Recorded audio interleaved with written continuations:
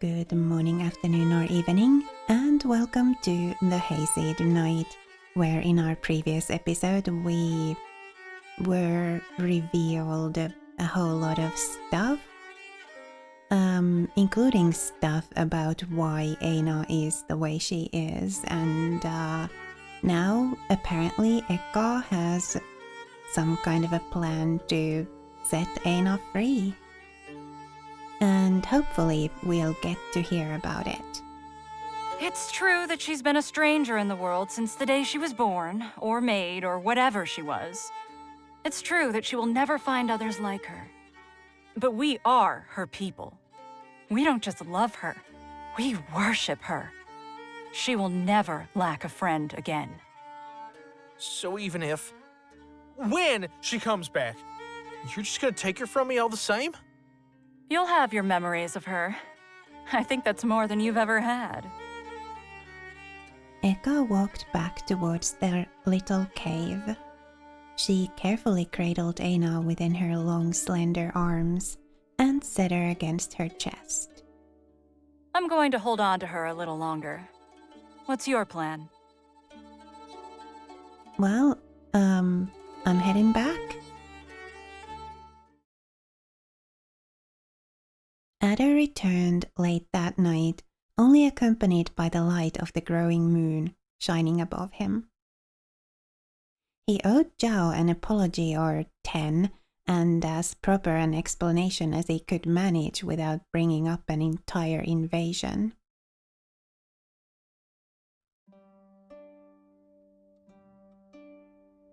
Oh, we still have to bring the food to Eka. That encounter didn't take care of it. Okay, I don't see a way to do that. So hopefully we'll be able to do that at some point. Help patch up the temple or translate Zhao's speech. It did say we do owe her an apology. Maybe we'll help patch up the temple, though. Yeah, I think I'm going to do that. Brick by brick, the temple felt a little less like a ruin every day.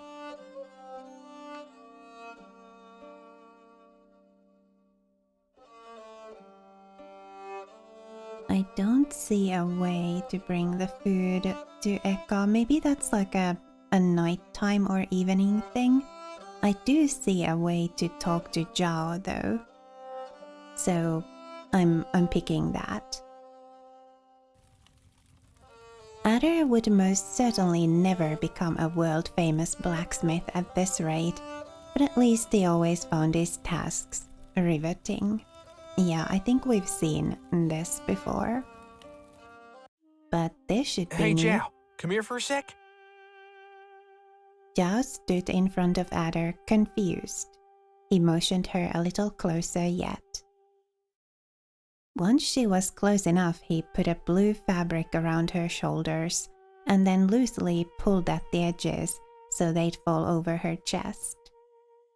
Are we having another makeover? No. See, this is my cape. Well, it ain't no cape. It's a banner with a few stitches, really, but it's my good luck charm. It used to be, anyway. When I wore it, I always felt like I could do anything. Like I could smile no matter what. You see, sometimes you gotta become a different person to deal with all the stuff that goes sideways in the world. If you just come at it as you ain't ever gonna be able to stop thinking you ain't good enough. Zhao observed in silence, getting the clear impression that Ada needed a moment. I met this old man a few years ago. A buck that hated his job, even more than I did. He hated giving orders and acting like he knew better than the rest when he'd made so many wrong choices in his life. He feared dragging others down with him. Oh, we're talking about the late Lord Askedas. This old man was always afraid, yeah? But when he put on his cape and walked into a courtyard, he wasn't an old man anymore. He was Mr. Captain, and Mr. Captain always got a plan, and Mr. Captain loved his job, and Mr. Captain knew no fear. We always looked up to Mr. Captain. And he wasn't half as kind, wise, and pretty as Miss Priestess is. Oh, maybe he's not talking about the late Lord Askedas. I just thought, old man and all, but yeah. He wasn't a captain, though. Zhao stood agape for a moment. A moment later, she almost headbutted Adder in the face with her huge horns as she leapt into his arms, face hidden in his chest so as not to let him see her cry. She couldn't do anything to disguise the weird chuckle she kept sobbing out. Did you have Dad, pretty? Hey, someone ought to tell you every so often. You know I only like women, yes? Whoa! What? I never got the impression. Zhao laughed into Adder's chest. The sight of it made up for the terrible pain the gesture caused. They continued holding each other like that for a couple of minutes. Once she had calmed down a little more, Zhao pulled away with a runny nose and a shaky smile. Thank you. You almost didn't make it weird. She removed the cape from her neck and gently pushed it back into Adder's hands. I can't accept this, however. It's a beautiful thought, but it means more to you than it will ever mean to me. Guess I'll have to find someone else to force this whole thing on then, because I don't think this buck here is going to feel like smiling anytime soon. What about Ada? The yellow deer let out a chuckle despite himself. He spun the shepherd's crook within his hands, leaned back into the wall, and tilted the curve of the staff towards his forehead. Adder may need to, yeah. Zhao stood on the tip of her hooves to place the cape back on top of Adder's shoulders. She pulled at the ends to tie it into a ribbon and said, I will find my own confidence, or lacking that, a charm that may lend me the strength to stand up on my own 2 feet. And when that time comes, I pray we shall walk side by side for a long time, Sir Addison. Adder made a very awkward curtsy with his cape, which Zhao imitated as well. They both laughed heartily at the gesture. I can't wait for you to meet Sip.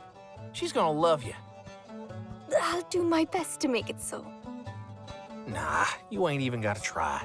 You're a natural like that. I wish I could say that Zhao never overworked herself again, or that Adder never hid another secret after that day, but that was, of course, not the case. All they could do was take baby steps towards the new lives waiting for them.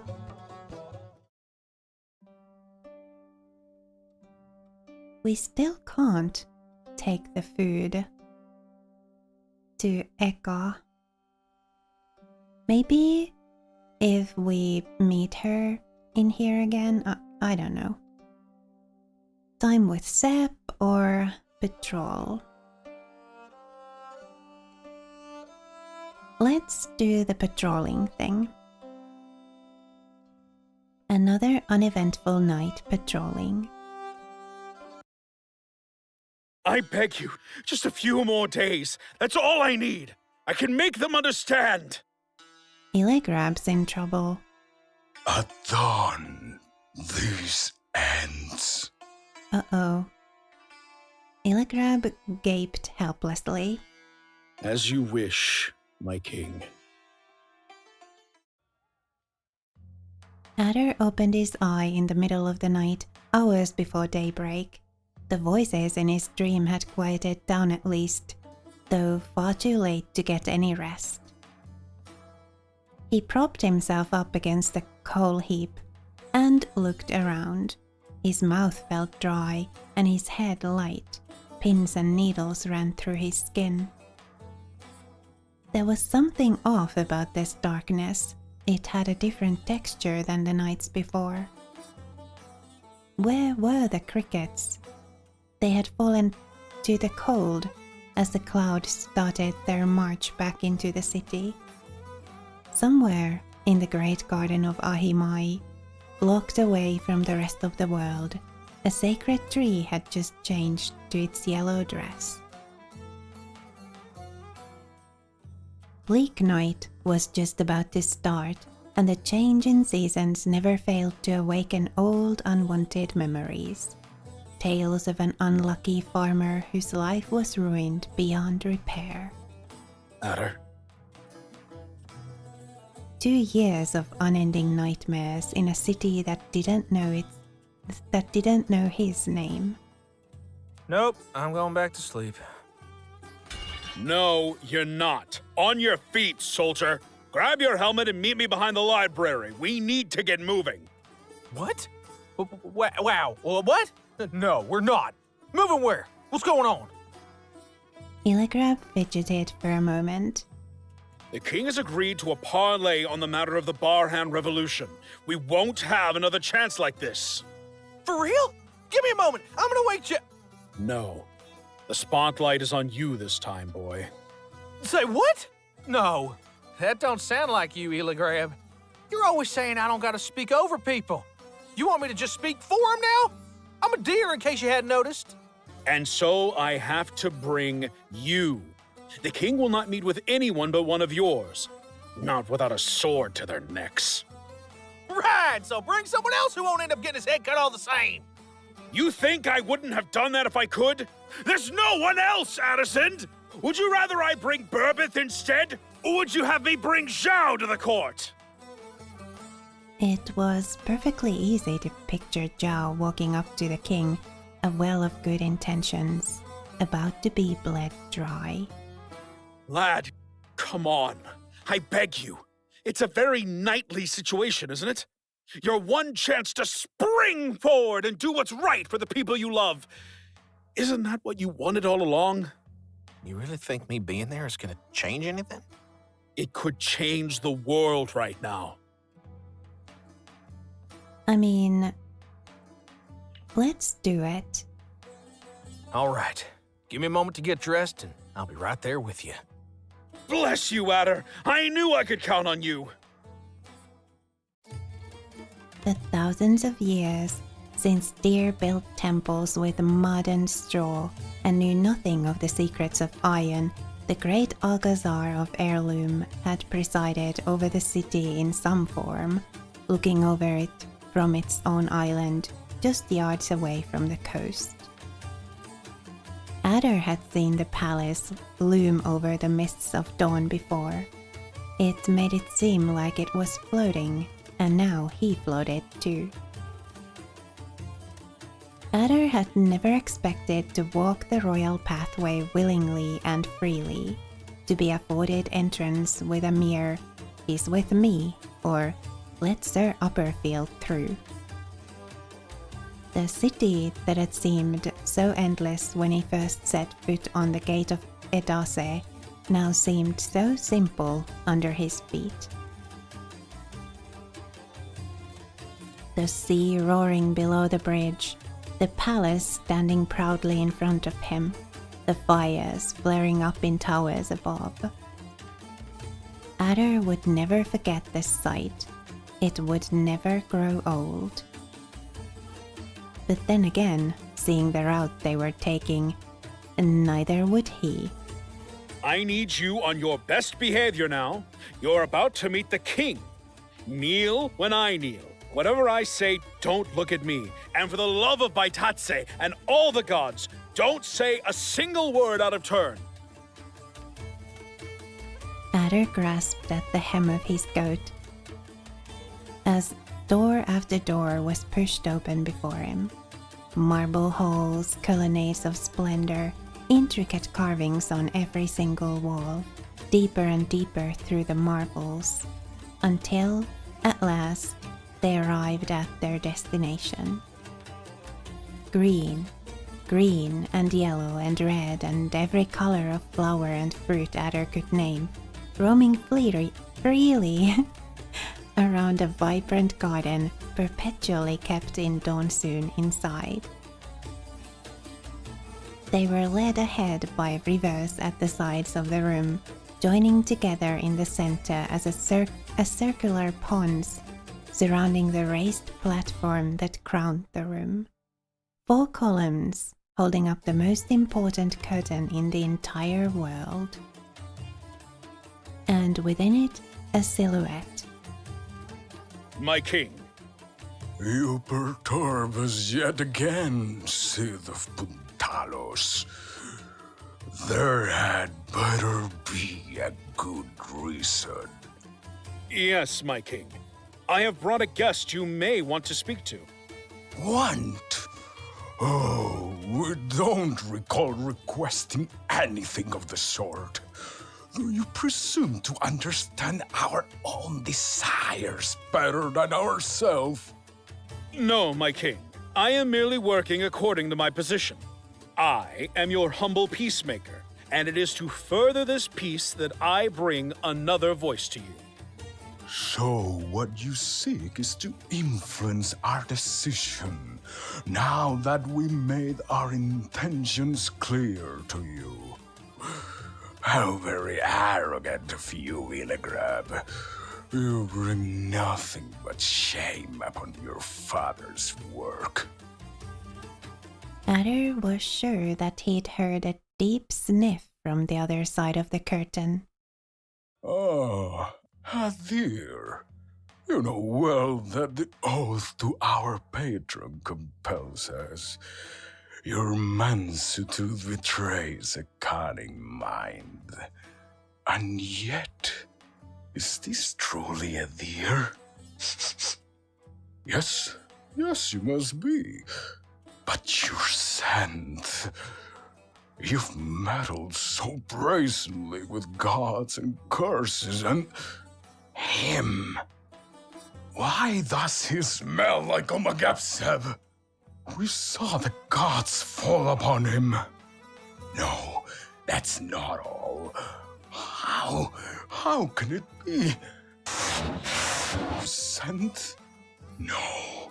We ripped his core with our own fangs, and we drank all the blood from his body. He cannot be in this world. Who is this dear Illigrab? Why does he smell of immortals? I'm afraid I don't know who you speak of, my king. But Addison is a good friend of Pertok and his daughter. Oh, yes. Our dear Pertok. We sense his misery upon you. That could explain it well. The king huffed, as if trying to get the smell out of his nose. We are the company we keep indeed. What an interesting creature you have brought to us, and he hasn't even opened his mouth yet. High King Isifex's silhouette shifted slightly behind the curtain. Law is our word, and our word is law. As we have spoken, it shall be done. But we remain curious. Let this strange deer come closer. We shall hear his words before we have both your heads cut for such insolence. Adder made to turn his head towards Illigrab before immediately realizing that was forbidden. He heard Illigrab's leaves sough as the treeman nodded. The young deer walked, one foot after another, towards the king, and though any peasant would have been overwhelmed walking towards someone with this much power, this was an entirely different matter. Isifek wasn't just a king, he was a savior to all Ekain, a religious figure on his own, the beast who betrayed his kind to protect the ruminants. He who was crowned by Baitat himself, a man above time. What is it you seek, child? Your Majesty, I want what everyone could ever want, right? I want to live a good life. and I want everyone else to live a good life too. Please, leave my friends alone. We are the world. We brought you wisdom when you crawled through the mire with no weapon but the antlers on your head. We freed you from those that could hurt you. We were brought upon this world to be your shepherd. The shepherd of who? What? You said you're our shepherd. Who's that mean? Adder? Adder, what are you doing? We are the shepherd of all the earth. We shall guard you from all evil. So what about the rest? What about the Barhans or the Macadar? They're not your herd? Of course not. They intruded upon our lands. They are the scum of Vecna, and we have tolerated them within our kingdom long enough. That's radish stew. Excuse you? Is that how it's gonna go? They're new, so they don't count? That's radish stew. They didn't ask to be brought here. Not even the deer were supposed to be here. The beasts were sent after us because Botop made us an Imai's garden. You forgotten? You insolent child. We were there. Then what? You think life is a game of chairs? My ancestors kicked your ancestors' asses so we get to be here? What gives you or anyone the right to say who gets to live their lives? How dare you? Why do you get to say our kingdom and they don't? Aren't you a beast? No, he's not. Edgar, hello. What? You know, I'm not happy we had to practice on Aina, but it really gave us an edge after all. Why? How do you know? I should have bitten off your throat the second you dared to get my sister's name wrong. Hillegrab, what is happening? Who is this? That's okay. You don't need to know. The entire crew of beasts sick on Isifik like fangs raining from the ceiling, from within the ponds and between the plants. Just know that this is for Aina, you fossilized dung ball! Begone! We cast you away! We are immortal! My king! No! The king's head rolled down the stairs to the platform like a heavy rock, leaving a trail of old blood behind. Edgar's teeth turned to Adder next. There didn't seem to be a hint of sanity within her eyes. Edgar leapt towards Adder, running on 4 legs and dripping blood all over her lips. Hillegrab slammed against her with his full body, barely managing to keep her fangs an inch away from his face. I'll hold them off! Run! Adder tried to run, but the guards soon stopped him. Help! Help! The beasts! The beasts have arrived! They... Adder reached out for the soldier in front of him, desperate for anyone to listen. It was Elbar that turned around. One-eyed scoundrel! Elbar slammed his helmet against the ground. You dare infiltrate the palace! Such boldness will not go unpunished! There's no time for that! The king! The king is... Alarm bells sounded all over the castle. Adder could only stare in disbelief as a contingent of guards surrounded him. That's him! It's the roof from the temple! He killed the king! What? No! You've got the wrong guy! Ask Hillegrab, please! Hillegrab! No, I won't make the same mistake twice, villain! Adder's life would end under Elbar's blade.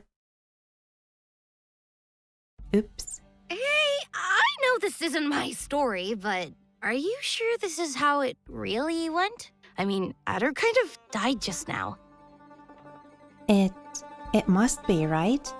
This is the only logical place where those choices could have led him.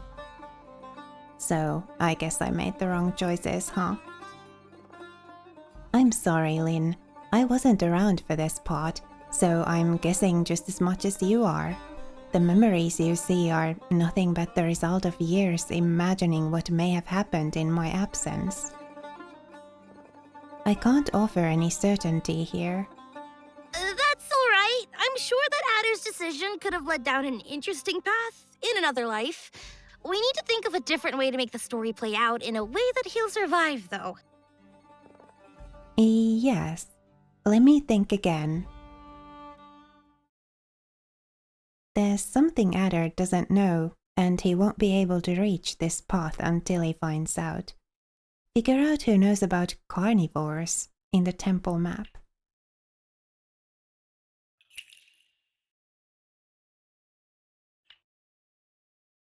No. You know I'd just make things worse somehow. We'll figure out a way to send Zhao safe. I'll stay here and protect Sip. This ain't... I'm not smart enough to... So that's how it's going to be. I can't force you to come, but I really thought that... Never mind. I can't waste time trying to change your mind now. I just hope you can live with the consequences. Yeah, me too. Illigrab turned and left, bitter and crestfallen. Adder turned around wordlessly. He let his feet guide him forward towards the bedrooms. He didn't even remember to knock before opening the door that led to Zhao's cot. It was empty. Truly, there was no one there. This brought tears to his eye for some reason. He was alone, and soon everyone would be alone, because he'd made life miserable for everyone. He'd broken everything again. He'd get everyone killed. Ada? Ada! What are you doing here? Are you okay? Did you have another nightmare? The sobs bubbling in his chest turned to wailing upon seeing Zhao again. It didn't make any sense. Nothing made any sense anymore. I messed up. Zhao watched him cry in silence, well aware of how inconsolate Adder was when his emotions finally broke out. I heard crying. Is everyone all right? I brought painkillers and bandages. Aw, Burbies. That's so sweet. The absurdity of it all did something to Adder's mind. The pressure cracking his skull fell on the sobs until they turned to half-made chuckles. He wasn't alone, that much was obvious. But the words he wanted to say just weren't coming out. They felt stuck in the bottom of his throat, somewhere below the last wisps of pain beyond the wound on his neck. What is it, friend? It's time to run. Zhao and Burbis exchanged a surprised look. It turned to determination. Everyone, get ready to depart immediately! The king's army is coming, and we don't have much time left. Grab only the essentials and prepare to follow me to the back entrance. Mo, Itor, prepare a caravan with our resources. Priestess, get a hold of yourself! Is that truly what you want us to do? Run? After all the blood and sweat we've poured into the temple, won't you stand and fight? Retreat and they'll give chase. Retreat and our spirit dies with our home. Look, man, I love me a good cup of spirits as much as the next guy, but if the priestess says we run or we die, we run, huh? You can stay here and fight with your merry band of friends all you want. The rest of us are out. Riders, block the exits! The band immediately jumped on their trees of burden and started running laps around the horrified congregation. You knew as well as I did what your position was. This is where my patience for you ends. I have tolerated your weakness long enough. What good will respect be when we're all dead, Itor? For every one of us that dies, we will kill 20 of them. If they can't learn to respect us, they will learn to fear us. You will see I'm right in time. We're down to our last options, Zhao. I know you don't want to hear it, but... No. If blasphemy is what it takes to save everyone today, then this is the day I burn my robes. Go. We don't have time to lose. From his vantage point over the roof, Adder could do nothing but listen to the battle drums inch nearer. The evacuation should have been complete hours before, but the patio remained full of tents. He closed his eye for a moment, suddenly overcome by an intense feeling of exhaustion. His mind was transported back to a watchtower and the sound of heavy steps approaching, the sound of his life ending. When he opened his eye again, he found his gaze immediately drawn to a finely adorned, semi-transparent canopy built over an ancient willive tree, climbing stealthily over the side of the building opposite to the patio. The curtain of his dreams finally returned from the depths of Adder's mind, now standing so close and yet so far in front of him, Isifik. The aura he gave off, the way something in the hutsock curled and trembled around him, reminded Adder so much of Pertok. But Pertok was a child compared to Isifik, was he not? Just 400 years too. Only the gods and Isifik knew how ancient the creature in front of him was. A true god by any other name. It's so annoying how he can just walk out there with the deer, right? I bet he knows we're here. He just wanted to brag. Boss? Nope, not your boss anymore. We failed. It's all in your hands now. What do you mean it's it? Eka leaned in for an unexpected hug, finally snapping Adder out of his shock through pure confusion. It was only upon feeling the weight on his arms that Adder saw the pale, motionless body he'd been entrusted. Find a way to bring her back. The rest will sort itself out. The stairs to the ceiling echoed with the arrival of a weary goat, tentatively making her way up. It's time. Adder didn't need to ask. He merely nodded. Certain doom waited at the other side of crumbling walls, but you would not have known this, seeing Burbis's excited fidgeting over the metallic skeleton Adder had helped him carry in. After a short pause to recover his breath, Burbis removed with a flourish the curtain covering the metallic creature. Please allow me to introduce to you the first truly automatic automaton in history, the living golem. Where automata have traditionally been nothing more than a puppet fulfilling the wishes of their master, this shall be the first one capable of giving orders to itself. Burbis pressed a button somewhere under the golem's ribcage area. An empty compartment opened in its chest. A normal core would contain just enough traces of sunlight to keep a connection with an external source of energy.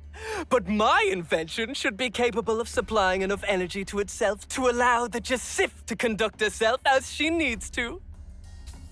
Another click and Burbis produced a small potato-shaped glass container out of the automaton. You sure this'll work, Bearbeth? How could I be? What is certainty, if not an excess of presumptions? I can only do my best to lower the risks, but the circumstances are never going to be... Yes, I've ensured the transplant will work to the best of my skill. And if it don't? I don't think we'll have much time to lament the failure. It's our only choice right now. Let's just hope for the best. Burbis scooped up the fire into the container with a small hand spade, making sure that not a single ash remained outside. All that's left is inserting the new core. Adder, would you care to do the honors? Adder looked at the caged ember within his hands. He felt a deep sorrow he could not even begin to explain looking at them. I wish I could have done more for you, Sip. I'm sorry. The golem's chest compartment closed on its own. Mechanical whirring and small twitches. Like a heart starting to beat. Something propelled the golem into motion. The golem threw its hand forward in one quick motion. Adder tried to move away, horrified. But it simply held tenderly onto his arm. Adder? Is that you? Sip! Oh, thank all the gods. Adder, where are you? I can't see you. I can't hear you. Adder! Sip! Sip, my love! I'm here! Bearbeth! What's going on? I must have miscalculated something. Uh-oh. My son, please calm down. We're under attack right now. We need to... What is happening to me? In an instant, the golem's energy shifted.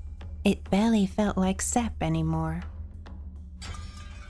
A blood-curdling scream somewhere on the patio. The image of Sepp blinked, and suddenly the improvised window blinds were flying through the forge. Everything around Sepp seemed to get sharper.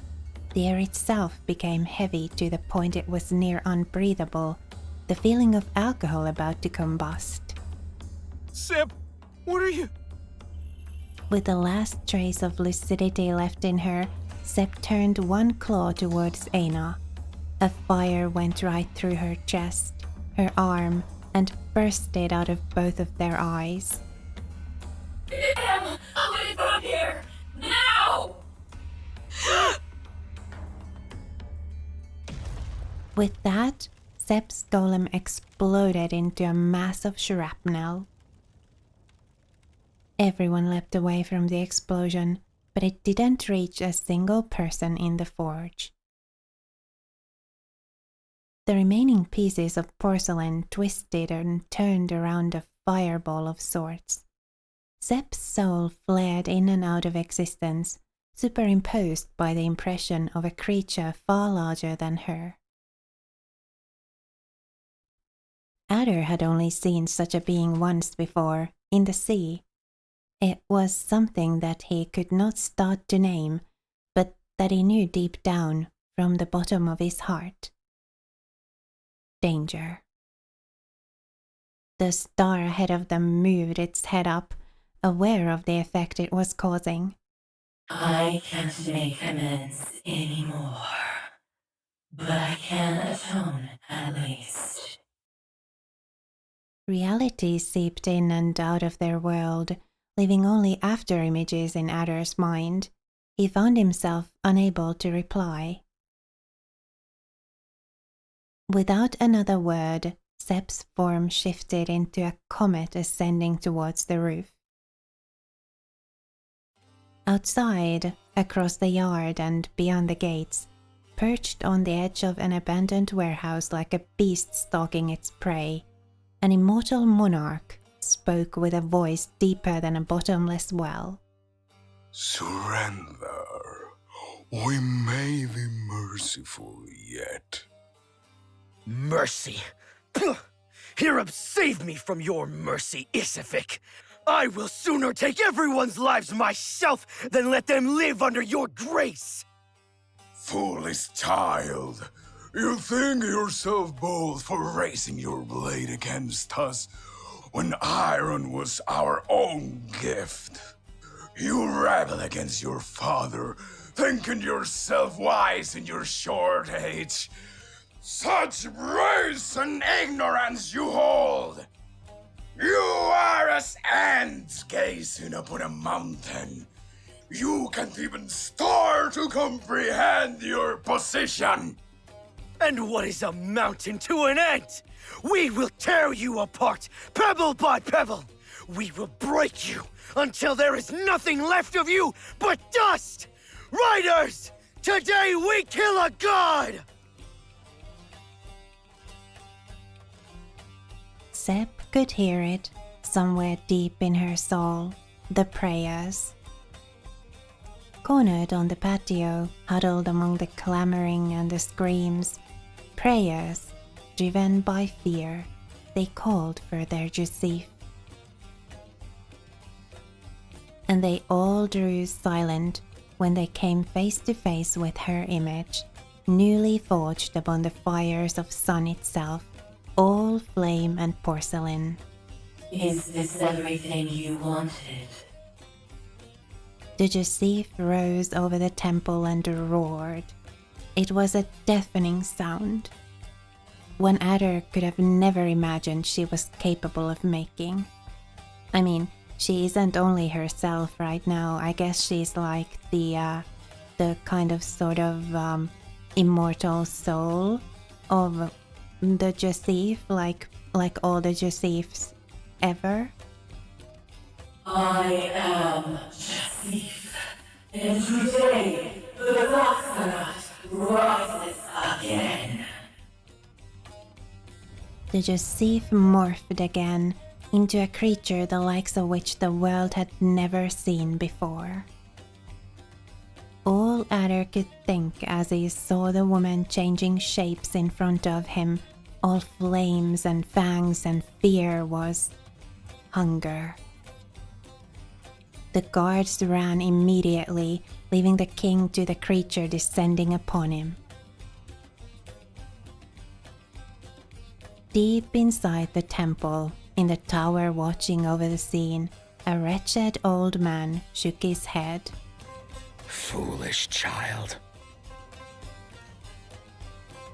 The ground started rumbling, the pits that were his eyes filled with magma. The Joseph roared as she lunged from roof to roof, shouting the arrival of a new era so that it would be heard far and wide. Her followers paraded the head of the old king, celebrating the death of an immortal monarch.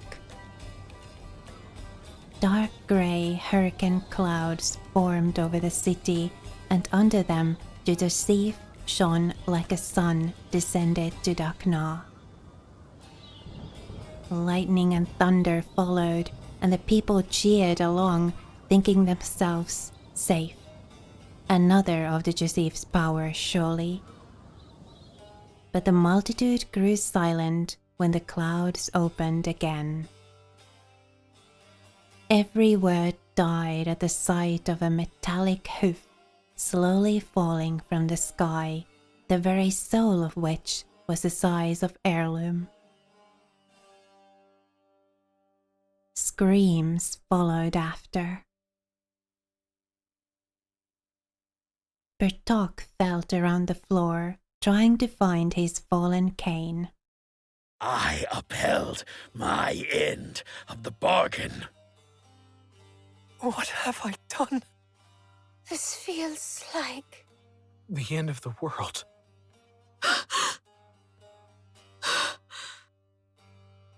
Aina pointed at Sep, and then at the hoof in the sky. Aina? What is that? Even if Aina had had words, she wouldn't have been able to describe the sight ahead. No, her time had come. She only knew as much. When she started to run away, jumping from building to building, Adder made to follow right after. A tiny hand pulled him back. Ada, there's no time for that. We have to find a way out. I can't leave him alone! This is bigger than us. We have to keep the people safe. Adder looked around at the stampede of people through the street. He still tried to run. Listen to your friend, you dimwit! We have to find a way out! Adder felt another hand jerking him back, a newcomer trying to stop him all the same. Get off! Why did you... No! I don't care! We can't leave! You're sisters! Whatever that is no sister of mine! Move, move, move!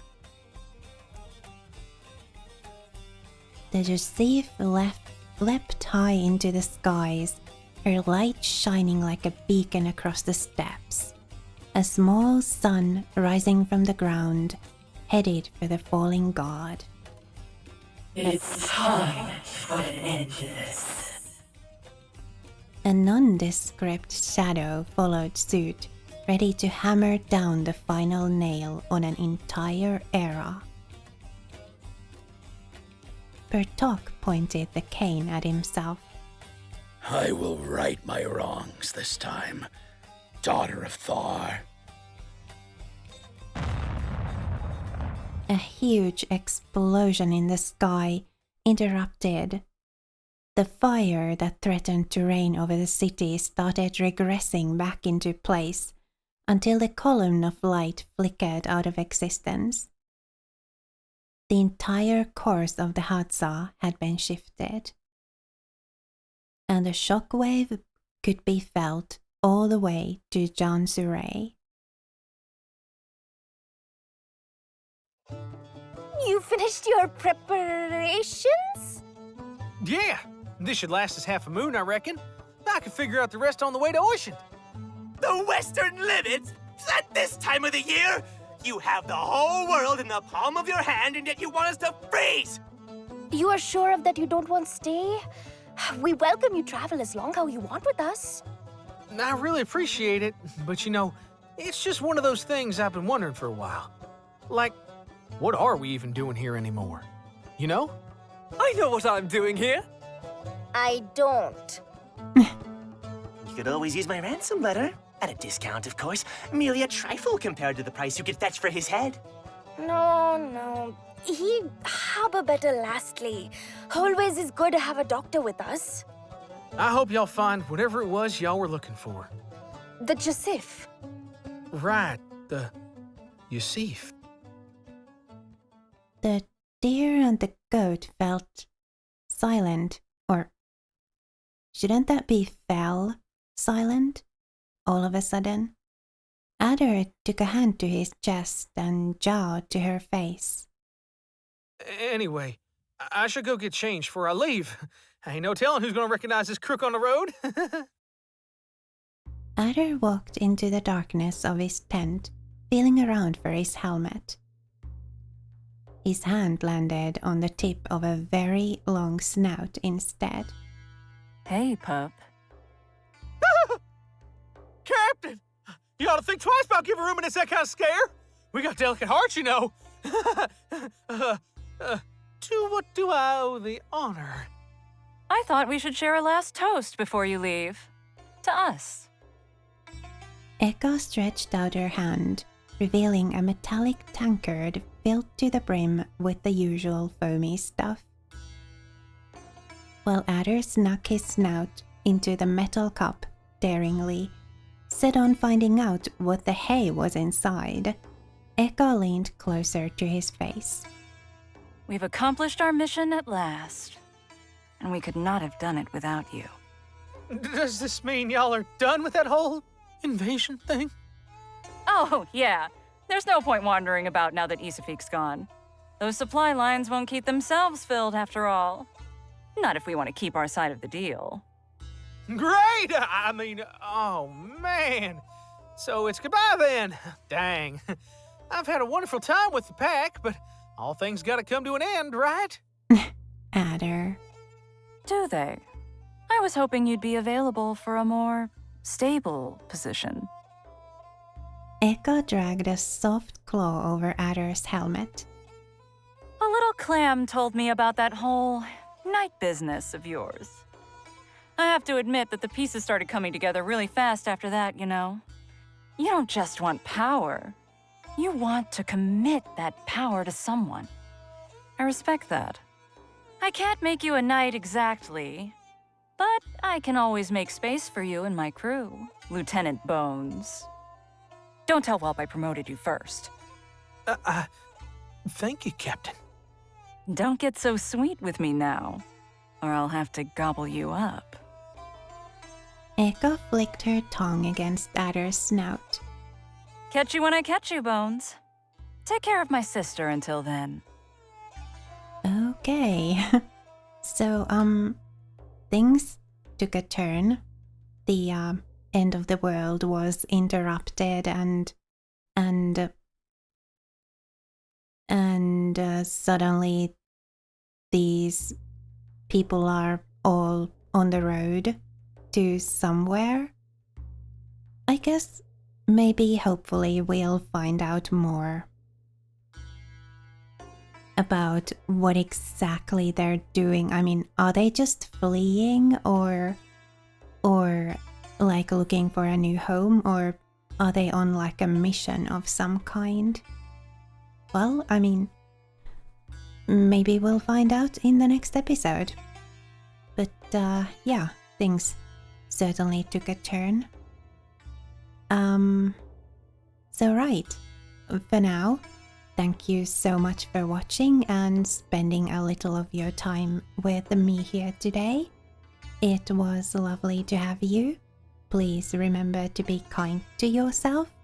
Have a lovely rest of your day, and I will see you again next time.